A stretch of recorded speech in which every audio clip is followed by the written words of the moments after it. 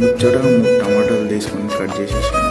దాని తర్వాత ఆయిల్ వేడి చేసుకొని కరివేపాకు వేసేసి కట్ చేసిన టమాటాని దాంట్లో వేసేసి వెల్లిపాయలను కూడా యాడ్ చేసేసి నీకు తగినంత పసుపు వేసుకొని కలుపుకో. దాని తర్వాత నీకు ఎంతైతే ఓకే అనిపిస్తుందో కారానికి తగ్గట్టు అంత కారం పొడి వేసుకో.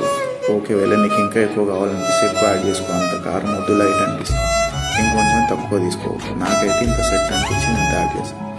దాని తర్వాత నీకు ఎంతైతే ఉప్పు తగినంత అనిపిస్తుందో ఉప్పు యాడ్ చేసుకో. మనమైతే తక్కువ తింటాం ఉప్పు కాబట్టి తగినంత ఉప్పు యాడ్ చేసేసుకున్నాము. దాని తర్వాత కలిపేసి అలా ఒక 2 మినిట్స్ లో ఫ్లేమ్లో ఉంచేసిన తర్వాత ఇలా రెడీ అయిపోద్ది. దాని తర్వాత మళ్ళీ 2 సార్లు అటు ఇటు కలిపేసి టేస్ట్ చూసుకో.